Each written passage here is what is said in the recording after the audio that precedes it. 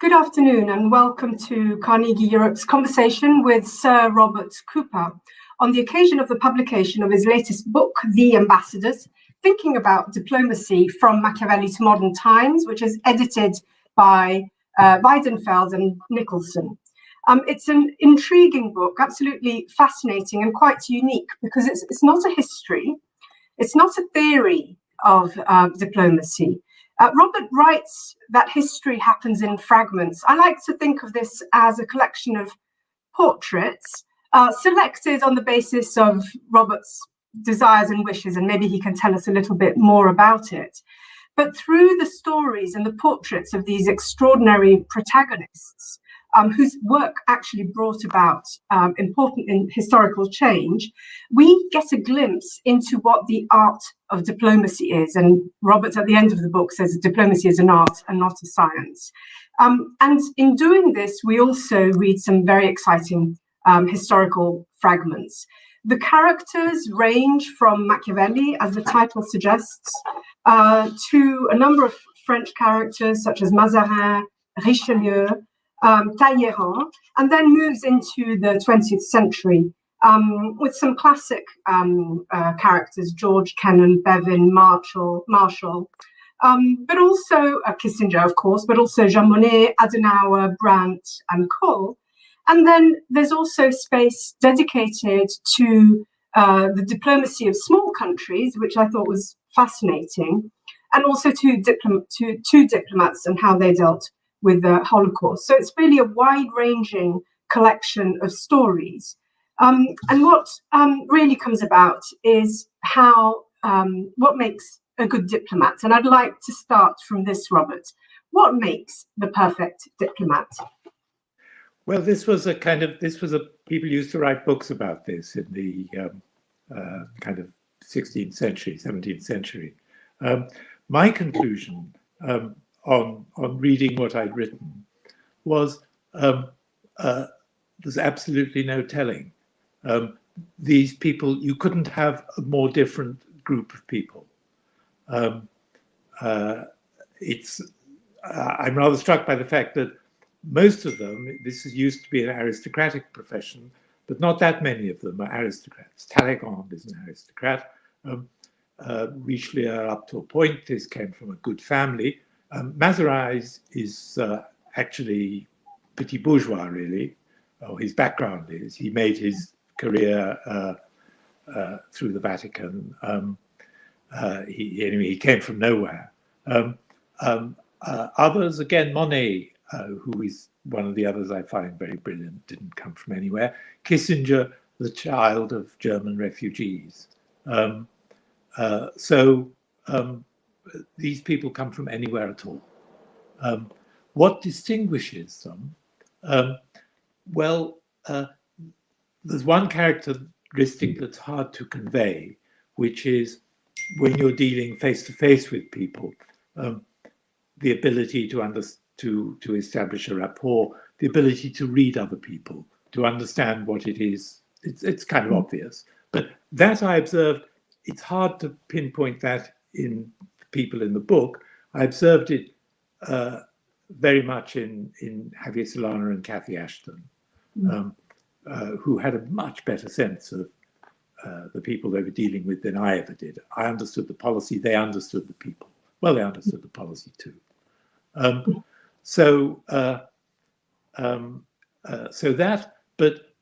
If I had to pick one quality that I admire in the people that I write about, I think it's imagination.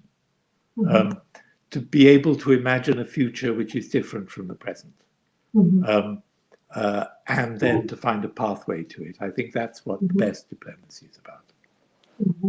You also talk a lot about empathy and understanding others, precisely as you said, and you quote John Donne, "I am involved in mankind," which I thought was a brilliant quotation and a brilliant way of capturing how these diplomats confronted their peers at the time when they're sitting at the negotiating table.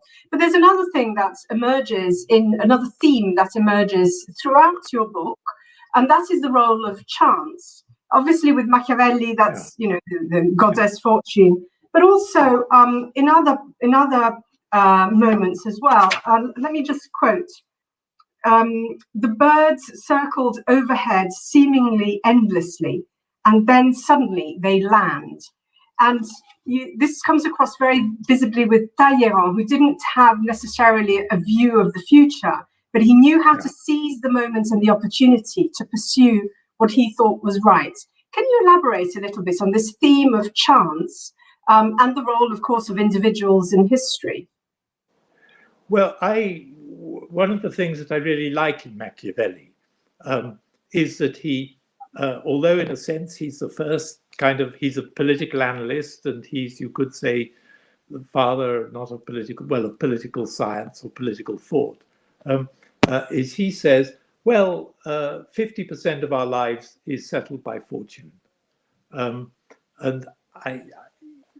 that's clear. At least it's clear in my life, anyway. I didn't ever plan to become a diplomat. I became a diplomat because I thought my girlfriend of the day at Oxford would be very good at this. And I said to her, come on, why don't you take the exams for diplomatic service? And she said, no, I couldn't do that. And I said, oh, come on, I'll do them too, keep you company. So that was how I became a diplomat. So if your own lives are governed so much by chance, how much more is the whole world governed by chance, by accidents of people and personalities, and the people being nobody. The arrival of Gorbachev at that particular moment in the history of the Soviet Union, that's not something that is historically determined. Mm-hmm. So, speaking again of chance, how do you see the combination between many of these stories? I'm thinking of Talleyrand, but also Kennan, and all those. There's several portraits of diplomats who were living the extraordinary evolution of things immediately after the Second World War, and eventually ended up negotiating agreements that brought lasting peace for decades, both the Council of Europe in 1815 and also, of course, NATO, the Cold War, and the European Union. How do you think they were able to see the wood for the trees? How do you think they were able to grasp where the direction they should have gone? When is it that those birds that was circling around, when is it that they knew when to land? Well, the sort of the big moment for diplomacy is before wars and after wars. Before wars, when you form alliances. After wars, when you're in a landscape, in a destroyed landscape, where you have to rebuild. After World War II, everybody had the lessons of World War I before them. And they'd all, consciously or unconsciously, been thinking about what had gone wrong with the League of Nations. They wanted to go in the same direction, but some course correction was required. Actually, if you look at, I can't prove this, but I think NATO Article 5, NATO Article 5 actually comes from the OAS treaty, the Rio Treaty. But I think that it got into the Rio Treaty because it was in the League of Nations covenant. So they've had ideas before, but they haven't had, but the power wasn't put behind them. So after World War II, as I say, people learned the lessons of World War I. In fact, this was the generation who lived through that, who were Monnet was active in during World War I. All of the others, Truman had served in World War I, and so they knew the direction they wanted to go in, but they found ways of not making the same mistakes. It's interesting, actually. Jean Monnet's story is fascinating, And in a sense, because we know Jean Monnet so much because of what his contribution to European Union integration, but actually perhaps what's more remarkable in his life is what he did between the First World War and the Second World War. That's perhaps what's even more remarkable. Well, and actually what he did during the First World War, where he created at a time when Britain and France were allied, but they didn't have a joint command. Yeah. He created a joint organization for managing allied shipping, with the assistance of civil servants in London. His theme, and this was what he took with him to the coal and steel community, his theme was that what you needed was not cooperation in the form of a parliament, but you needed cooperation in an executive. You needed a jointly owned executive. And out of that came first the high authority, of which he was then the head, but he didn't like being the head of the high authority, and he actually found that it had got too much power, and he never used the powers of the high authority. But nevertheless, having the joint executive is the thing that made cooperation work. But that made the cooperation work. But what the council did was it made sure that the leaders of Europe regularly saw each other and did business with each other, and therefore had relationships with each other that were quite different from those before World War I. So this, for me, is really still a work of genius. It's a pity nobody mentioned it during the Brexit debate. Yes, indeed.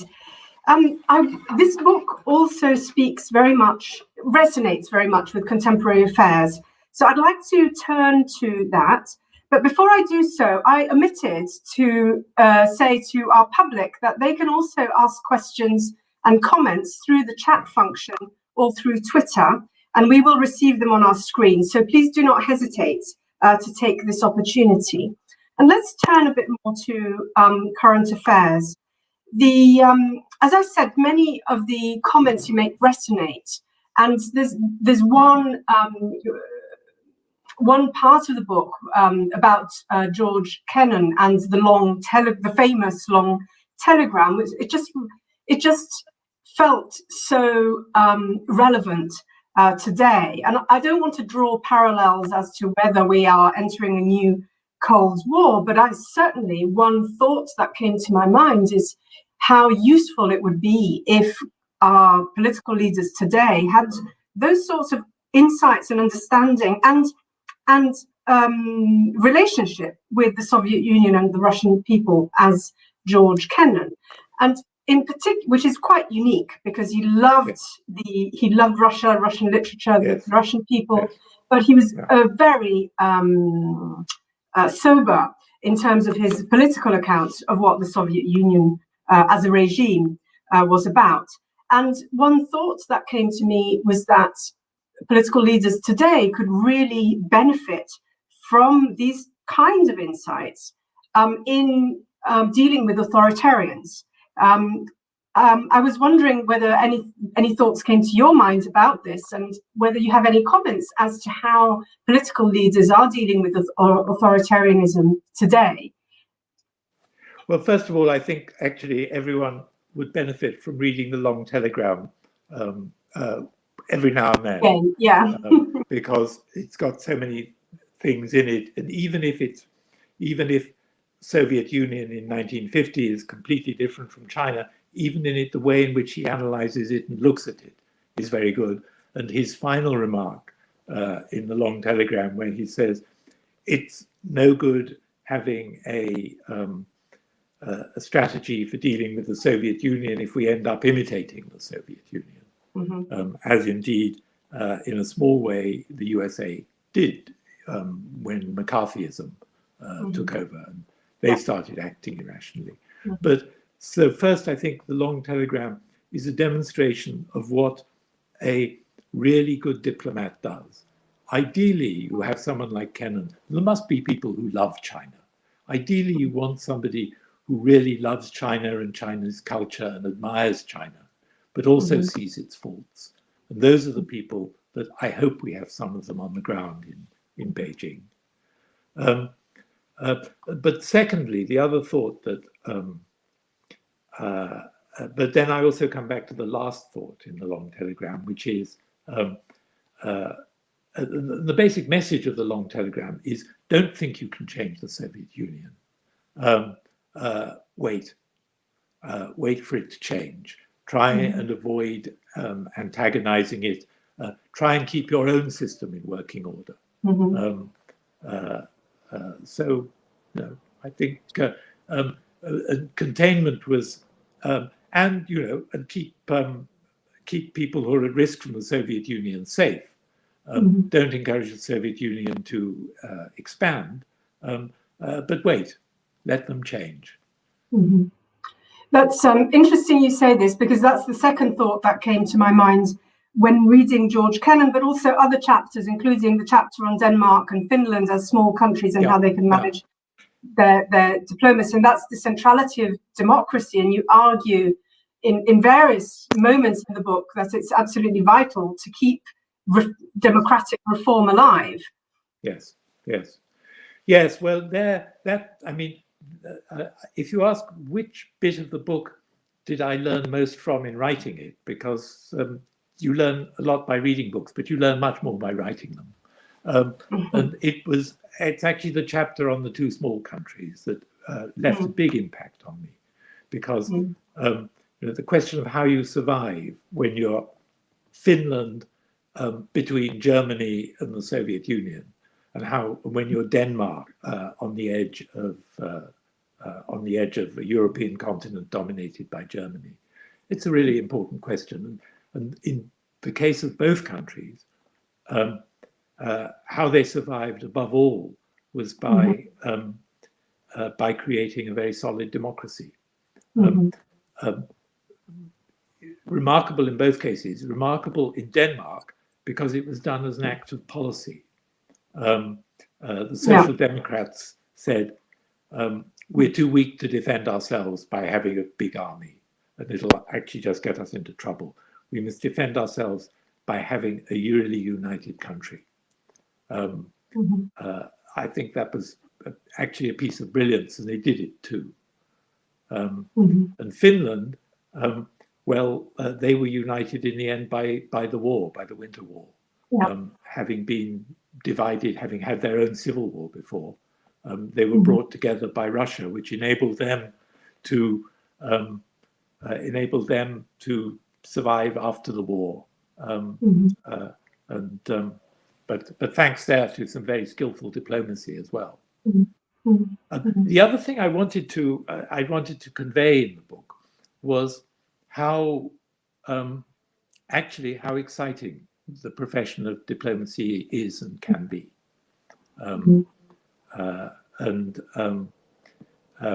We always find, war is very exciting, but actually peace is exciting too.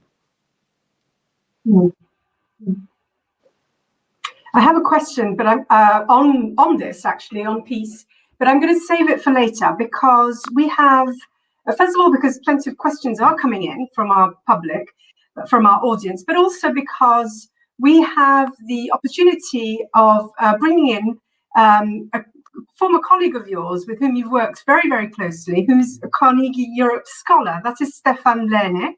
And I know he has a question for you too. He also has read the book. So please, Stefan. Hello, Rosa. Hello, Robert. First of all, I should say that I enjoyed this book tremendously. It's full of wisdom and full of very important insights on international relations, but they're not presented didactically, but they're really woven into these wonderful stories that are so well told. I think really helped me survive lockdown. Now, to my question. Reading your concluding chapter, I was thinking of an earlier work of yours, one that hasn't got your name on it, and that is Solana's security strategy of the year 2003, where you were de facto the main author, basically. And this starts with this wonderful sentence: Europe has never been so prosperous, nor so secure, nor so free. And it sets out a very beautiful perspective of the US and the EU together, leading the world towards a liberal, functioning liberal order. Now, if you read the concluding chapter of your book, you say a lot of skeptical things. You're basically, it's really not more than a patchwork. You say there's a big risk that the democracies don't function and that will blow up the liberal order. You say some of the big pillars of the liberal order, Europe and the US, themselves in big trouble with Trump and Hungary and Poland. So you say many skeptical things, but still the basic message is this kind of cooperation of democracies is the single most hopeful thing for the world, for the future developments of the world.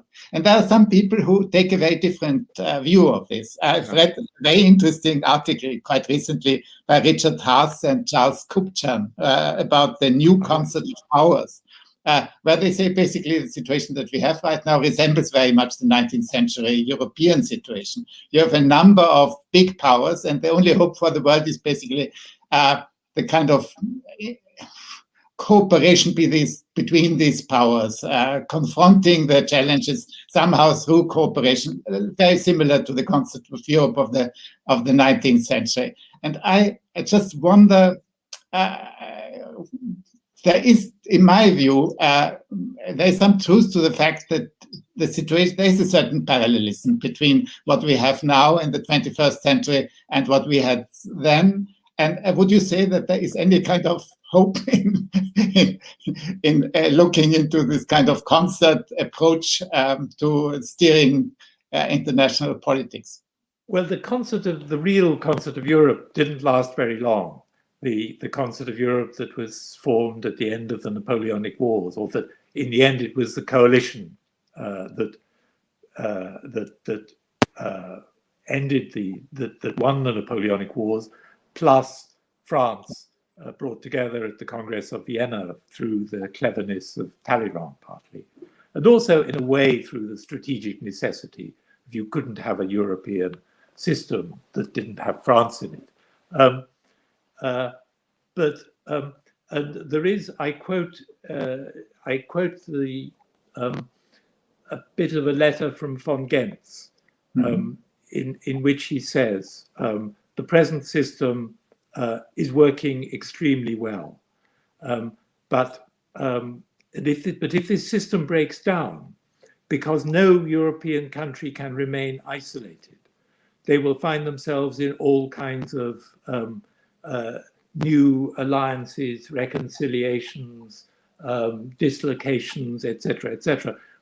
I find it a fantastically powerful description of the road to World War I. Well, I think that's what I think the European Union is a way of avoiding that.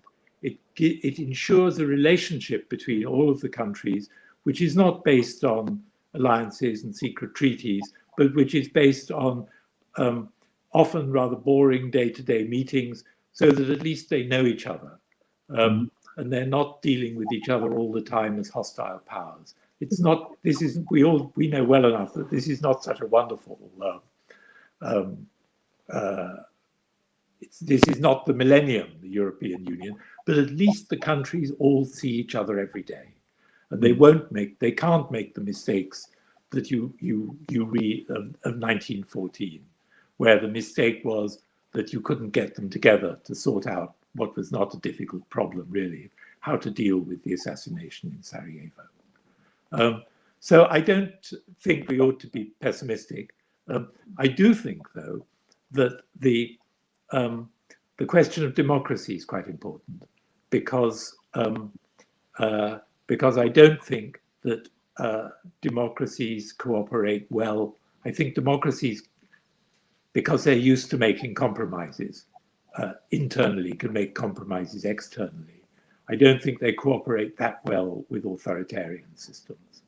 So I do think that that dealing with Hungary and Poland and other defaulters in the EU is quite important, On the other hand, you don't want to deal with that in an authoritarian way. They've got to find their own way back to being democracy.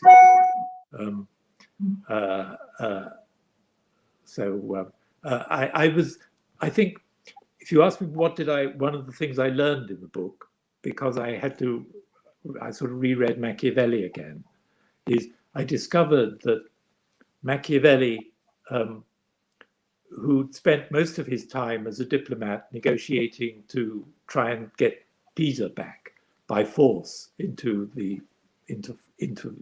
become a part of the Florentine state. At the end of his life, looking back on that, Machiavelli says, actually, it was a mistake. We shouldn't have tried to use force. Republics can get on with each other as Pistoia did. We in Pistoia were like brothers. And he's recognizing that cooperation rather than domination is the way in which to deal with democracies. And so, but for that reason, I think for Europe, democracy is an essential condition of the European Union working. In the long run, we could get past these.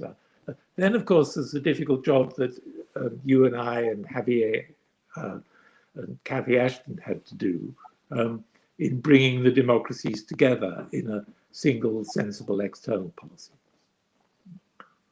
Thank you. Thank you, Stefan. I have several questions now from our audience, so I'd like to start with them, and I will take them one at a time because I think we still have a bit of time. The first is from Kurt de Buff, who is currently the editor of EU Observer. He's worked a lot in Egypt in the past. He's a Middle East expert.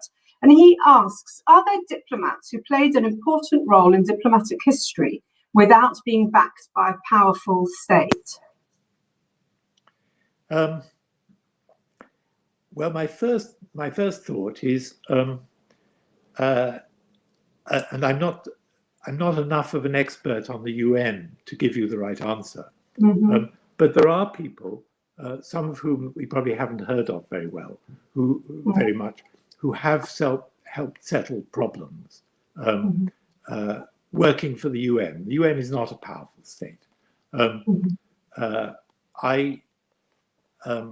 Well, I'm now going to contradict it because I'm a great admirer of Lakhdar Brahimi, and I was briefly sort of worked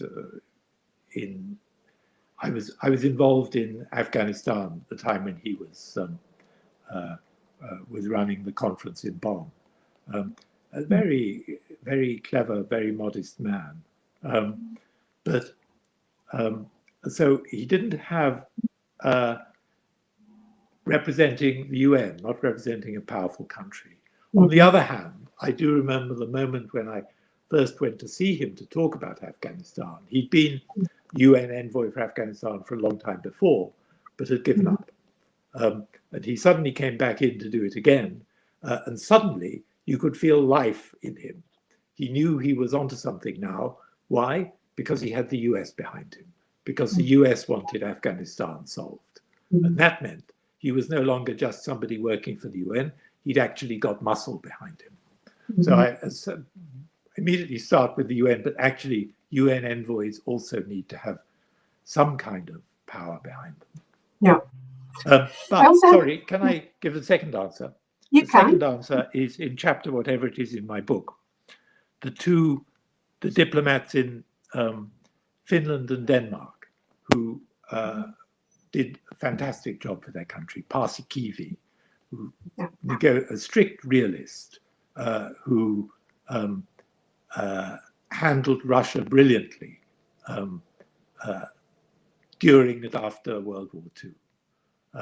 I think he did a fantastic job from a very weak country, simply by being an intelligent diplomat. And then also a very different person, Scavenius, in Denmark, who managed to run Denmark in World War I so that it was exporting food to Germany and butter to Britain in the middle of a war of blockades. These people, small countries, can also have great diplomats. diplomats too. Yeah. It's interesting, the personalities of your diplomats are so different from each other. I have a question from Daniel Fiat from the EEAS. In your conclusion, you write that the greatest diplomats understood they were dealing not just with foreign relations, but also with the future of the state itself. So the question is the state in crisis today? Yeah, I wrote that remark. I was thinking particularly of Talleyrand, because he's writing at a time when legitimacy is really changing, particularly in France. A little bit of what you have to do is to foresee how it's going to change further in your own state too, because as Kissinger says, diplomacy is about the future. You have to imagine the future. I wouldn't say the state was in crisis today. Besides, actually not the state, is democracy in crisis today? I think there are a lot of places where it needs strengthening. Very clearly, the US is one of them. And it's quite risky for us that we are loosely, the West is a loose coalition of democracies led by a very shaky looking democracy in America. And it's not just the, well, first their system, which enabled Trump to be elected on something very far from a majority. Second, it's the way in which the country at the moment is divided.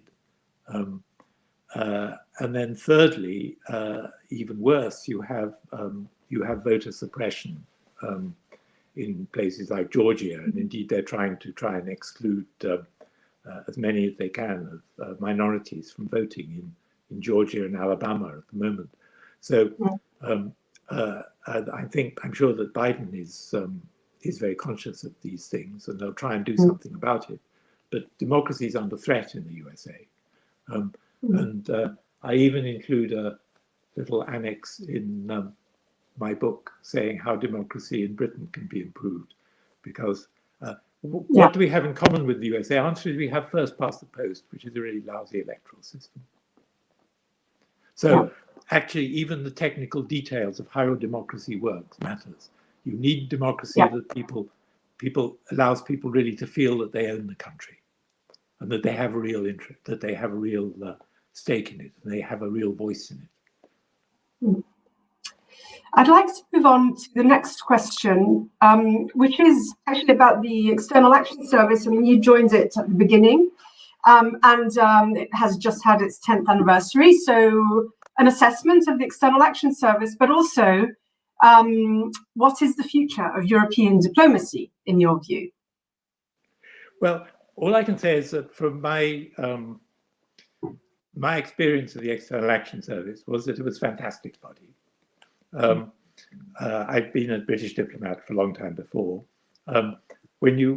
If you went to a meeting in the Foreign Office or in Whitehall, you knew before you went in pretty much what everybody was going to say.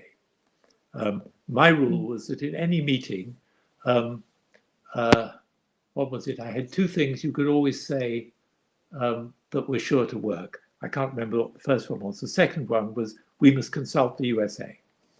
But you go to a meeting in the External Action Service, you've got anything up to 28 countries around the table. You've got absolutely no idea what they're going to say, what the representatives are going to say. You've got all kinds of different experiences and different viewpoints and different prejudices, and people see it from different geographical angles as well, and from different historical backgrounds. So you get a much greater variety of ideas.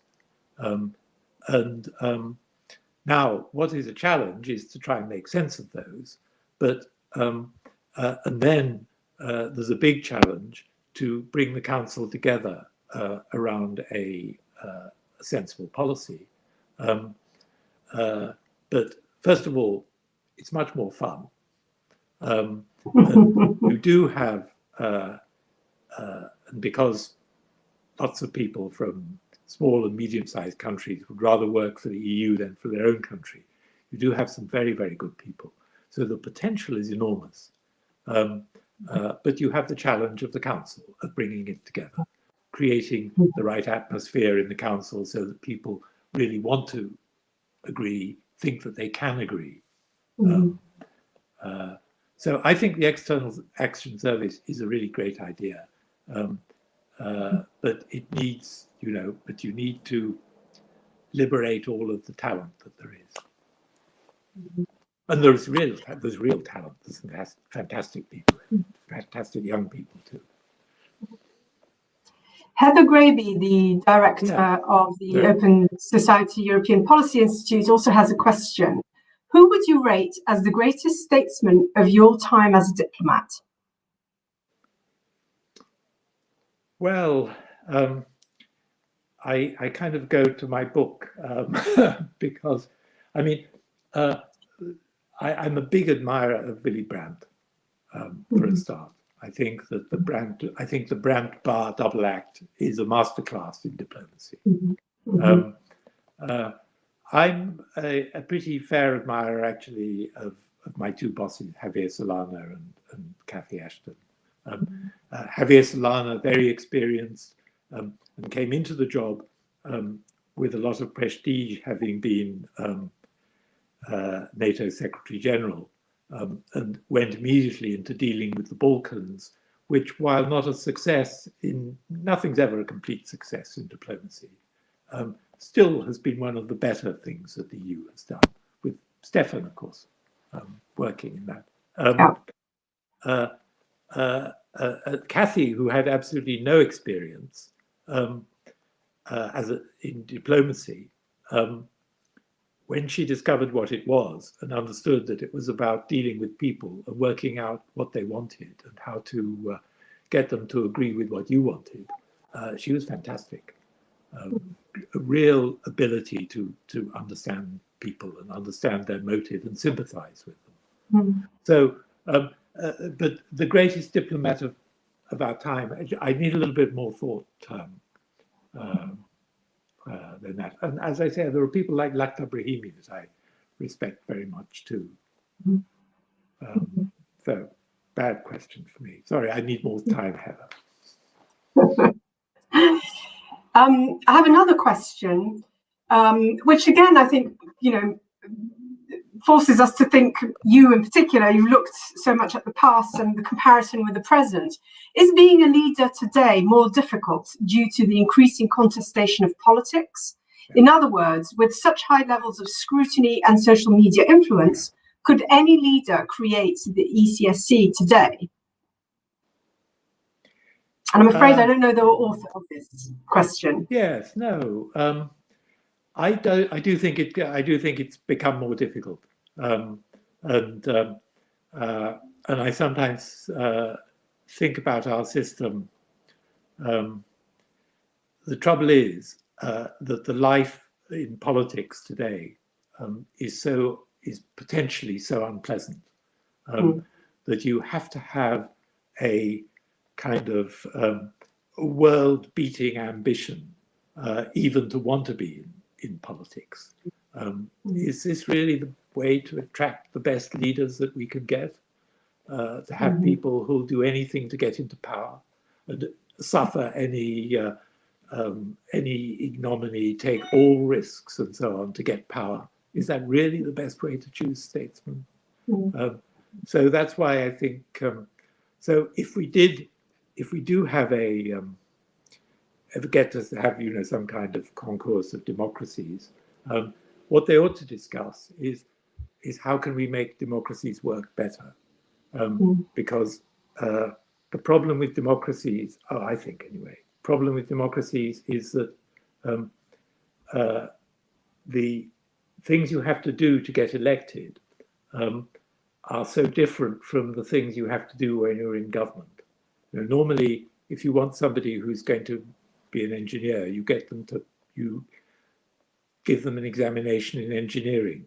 But what you do in democracies is you give people an examination in, well, some would be tempted to say, in making false promises and telling lies to the public.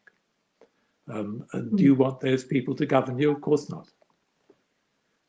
So I think there are some problems in the democratic system, and maybe the Open Society can start thinking about how we can do it better. That's partly why I'm a little bit attracted to the idea of what's it called, of people's assemblies, of the Athenian version of democracy, where you take a random sample of the population and ordinary people get into parliament rather than people who are overburdened with pride and ambition.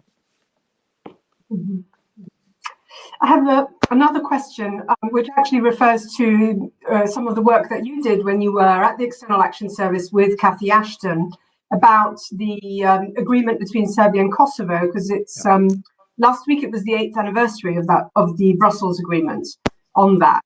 The question is, you played a crucial role in the process leading to that agreement, and what are your thoughts on the dialogue or lack of today? Well, we made quite a lot of progress right at the beginning. In a way, it's surprising because this was a very difficult, this was the time when the wounds of the Serbia-Kosovo war were at their rawest. But we had one big advantage, and that was that this was a moment when the EU really believed in enlargement. And so there was a massive carrot being offered, particularly to Serbia, but in the long run also to Kosovo, that they would become members of the European Union. And I think it's quite difficult to make the Serbia-Kosovo dialogue function and produce results unless you have a European Union which is going to keep its promises at Thessaloniki of enlargement. It's a big carrot. I used to say the EU's motto is speak softly and carry a big carrot. Well, that's a big carrot. Yeah. If you've got that and you believe in it, then I think it can be done, because the changes that are needed in Serbia particularly, but also in Kosovo, to meet the criteria for enlargement are very large, but it can be done, but they have to believe it. I'd like to ask you, it's going to have to be our last question because we need to bring this conversation to an end. But I'd like to ask you, these are all your diplomats are diplomats that are making peace. And you say wars ended with pieces of paper and ink. That's a quotation from you. But what is the relationship between diplomacy and force? And related to this, partially just reflecting on, there's a military build-up on border with Russia. There's Chinese incursions in Taiwanese airspace. What is how can we establish a hierarchy of dialogue and deterrence? What is the relationship between diplomacy and force?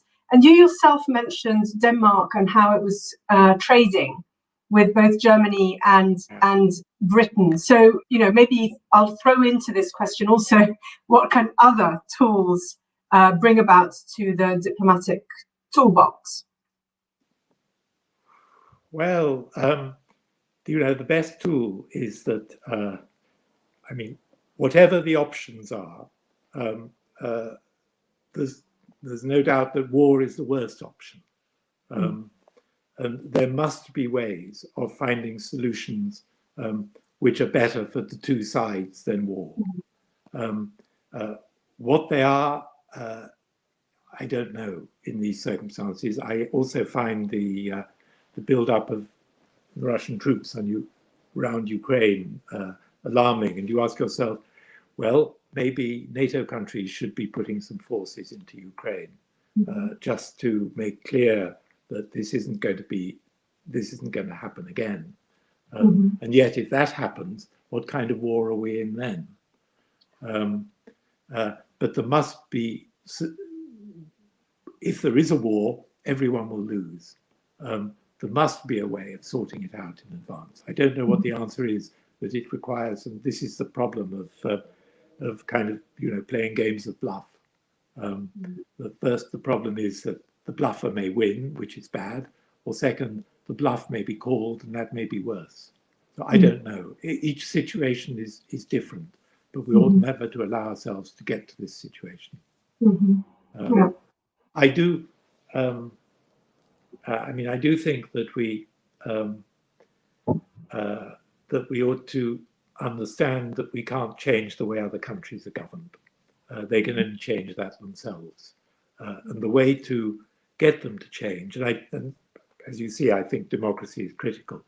The way in which to get other countries to change is for us to make democracy so visibly successful and attractive that it's the only option for people to take. And that's much more important, much more useful than sanctions and threats. And when you get them to be democracies, then it's all easy. Then, as Machiavelli says, you can live like brothers. So, Robert, I'd like to thank you very much. I'd like to encourage everyone to acquire this book and read it. It's beautifully written, so it's an easy read. It's not too challenging. And Robert, thank you so much for sharing your thoughts with us. It was very nice to be able to see each other again and to talk. And I'd like to thank also the audience for participating, for sending in your questions. Thank you. Thank you, Rosa. Thanks to Carnegie.